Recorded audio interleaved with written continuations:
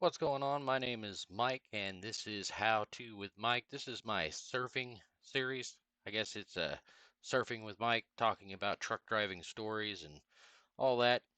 So I left off talking about my first trip. This is my actual first trip with Burlington Motor Carriers, and we were down here in Lufkin, Texas, which is right around in this area down here. Let me get to the map here, show you about where that's at, location. Yep, that didn't work. Apparently, I just decided to pull that up. Uh, Here we go. Take that down. Then we'll come over here and we'll pull up the United States map, just like this. And I believe, let me pull this back up here. There we are. How are y'all doing? So I'm going to get down here to the map here. I'm just going to kind of show you in the general area in the United States of where this story takes place. And we'll get to it. So let me click out of that, and then I'm going to come down here and we'll maximize this. So Lufkin, Texas is located on like Highway 20, somewhere around this area here. Now, this story, as I'm talking, is going to talk about here, coming up through Oklahoma, 69, and then heading back into Springfield and heading back all the way to Fort Wayne, Indiana. So when I was talking about the rocket fuel, I got to thinking and tried to get everything right. So we were going to Fort Wayne, Indiana with a bunch of aluminum shavings in the back of 55-gallon drums, and they were using it to make rocket fuel. So I think originally I said I was coming from up there to down to Texas, but uh, it was down here, Dallas, Texas, to uh, somewhere up there, and I didn't pick it up. I don't even remember the town that I picked it up in, but it wasn't too far away from Lufkin. So we're gonna start off in the Lufkin, Texas area where I actually picked up the truck and got my first taste of what it was like becoming an OTR driver. Now, whenever we talk about getting into the OTR business, this is what it's about, and this is the story. So down in the Lufkin, Texas area, my dad drove me from Tulsa, Oklahoma to Lufkin. And I remember we were driving in his van. He had an old Econoline van, and we were telling some trucking stories, and he was trying to give me some words of encouragement. But I was pretty excited. For my first run. I'd been driving, locally for a while, and that'll be another video talking about how I got started, how I lied my way into the trucking industry, I guess you could say, because you just about have to whenever you're 18 trying to find a job. So that'll be the next video. So we get down to Lufkin, Texas, and I think it was at a Love's truck stop. It was parked at a truck stop down there, right on Highway 20. And I jump into this truck, thinking that, hey man, there's my truck. It looks good from the outside. Red Burlington, got the Burlington star on it. Got the 53-foot trailer hooked up to the back of it. It's empty, and I hop in there, and man, you talk about a pigsty. This truck, uh, it had pee bottles and all kinds of stuff in it. And it's like, man, this is my first experience right here. First experience right out of the door. First thing starting to hit me in the head. I was like, okay. So I called up my dispatcher. He was real nice. He's like, yeah, just clean it up and, log your time and we'll pay you and all that jazz they tell you. So I think I spent 3, 4 hours cleaning that truck up, and it was nasty, nasty, nasty. I went through 4 or 5 towels, turning them black, and finally got everything clean. And like some of the pee bottles were leaking from the bottle caps, so it smelled like urine in the truck.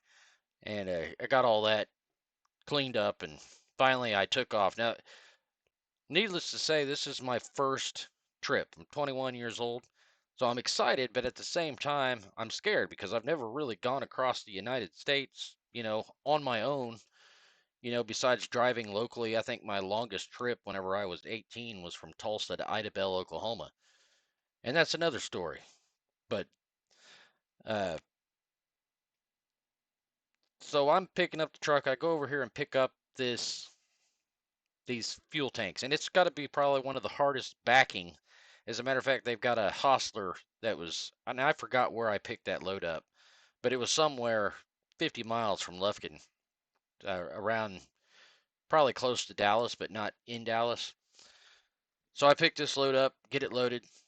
They have to unhook my trailer, and Hostler backs it in. Like, hey, that's pretty nice. Someone else is backing my stuff up for me. I'm glad I didn't have to back into that particular dock on my very first try. But I got all this aluminum 55-gallon drums of aluminum shavings loaded up. They're in gray, just gray 55-gallon drums. And I remember it was really heavy, really, really heavy. And we picked that up, and I went to start driving. Now I thought, man, yeah, I'm a truck driver now. I'm a truck driver, and I think I had like 2 days or 3 days to get it to back up to Fort Wayne, Indiana. Well, I made it from down here in Tulsa. So we'll go back down here to the screenshot, and we'll go over here. Let me transfer that over.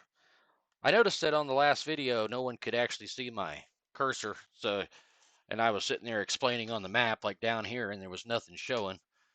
So we start out here on the first day. By the second day, I think I made it 50 miles. I was like, yeah, I'm gonna sleep.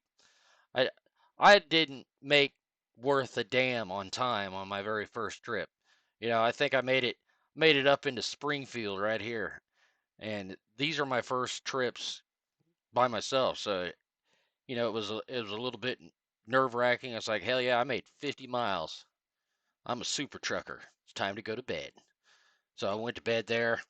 I probably went to bed here, and driving through St. Louis. Last time on the last story, I was in St. Louis and I was there on a Greyhound. Driving a semi truck through an unfamiliar town on your very first, big trip out. I was pretty familiar with Tulsa. I could get around it. But here I am in St. Louis. It's a much bigger town than Tulsa. Not a lot bigger, but it's pretty big. And so that was a little nerve-wracking. So I actually like took sleep back in here somewhere because I like didn't want to go. Well, by this time, I think it's already been close to 3 days, and I've only made it from here to here to here. And the dispatcher's calling me, where you at? Oh, I'm having some issues, and he was pretty supportive. Just like, hey man, just get on up there because they're waiting on you. So finally, I make it up to Muncie, Indiana, or Fort Wayne, Indiana, and get that load off. And that's just kind of a hint. Like when you first start driving, you might not be able to do 500, 600 miles a day. Sometimes 50 miles, and it's going to flat out wear you out. At least it did me on the first couple of months of me driving over the road, and probably pissed dispatchers off and all that.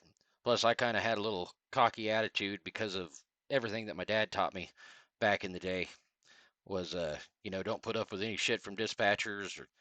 So I started off on a good foot, but at the same time, you know, you can't be a 21-year-old kid coming in thinking that you know everything. I mean, I knew a little bit, but I didn't know what the next 20 years was going to bring. But by God, I sure thought just because I rode around with my dad and I listened to him, and a lot of the stuff that I learned from my dad actually did help out. But the way my dad handled things in the 1950s, 60s, and 70s is a hell of a lot different than, how you handle stuff whenever I started driving in 20, uh, it wasn't 20, it was 1998. So, but things were handled different then than they are now, and things are constantly changing all the time. So that's pretty much the end of that story. I mean, there's not a lot left to it, but uh, when you first start driving, you could be a little bit on the scared side. Now I've got some other stories. This was part two to the part one, and that was my first trip because I just remember sleeping a lot, driving 50 miles, sleeping, driving. I think I made 240 miles on one trip, but going into the big cities can definitely be scary. And I remember going over the river and being glad that I finally made it across the Mississippi River and I was leaving St. Louis because it was just a lot of traffic. You got that big rig and it's your first time out there and you're white knuckled on the damn steering wheel. And I never went to truck driving school, but I'm sure even with the training you get at truck driving school, I know for a fact that this happens to student drivers when they first get out there, especially when they're pulling a load because they're used to pulling a load, an empty trailer at their truck driving school, and they get out there and they put 40,000 pounds on, and that truck handles completely different when you put 40,000 pounds on it. And a lot of times, for me, it was just threw me into the fire like right away. I knew what it was like because I hauled for, when I was 18, 19, I was hauling loads, so I had experience, but having the experience in your hometown driving a semi around that you're familiar with versus going this was my first trip, so I was going from Texas, Oklahoma, Missouri, Illinois, and Indiana. It's a long ways when you're used to maybe going from Tulsa to Idabel, Oklahoma, which is located in the far south eastern part of Oklahoma. So huge difference.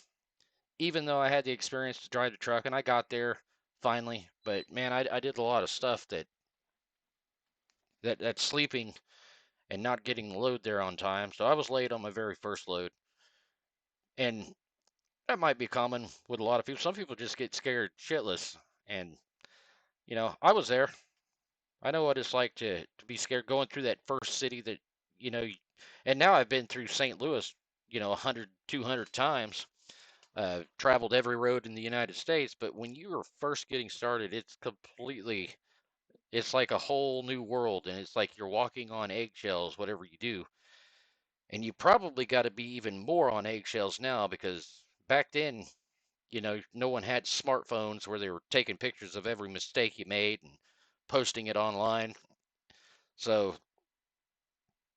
that's kind of the experience if you have a story like that where you remember your very first trip and the very first big town you went through.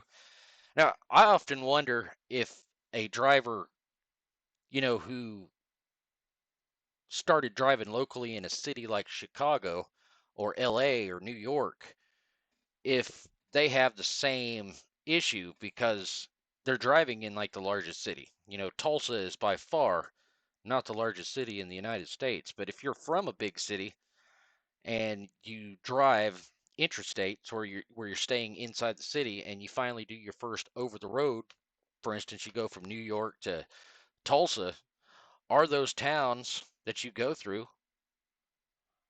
in New York and all the towns that you've never been to before, are they easier to drive through? I've often wondered that, if for me, going from Tulsa to larger cities like St. Louis and stuff, well, hell, that was scary as hell for me. But I do wonder, and I'd like to hear from other drivers that, you know, live in New York City or Baltimore, when you came out of driving school for the first time and went to an unfamiliar territory, were you a little white knuckled on the wheel? Anyway, I'll see you next time. This is Surfing with Mike, some old truck driving stories that I'm reliving through here, and hope you enjoy them. And the next one, we'll be talking about another story. I've got about 22 years worth of them, so we'll give them to you.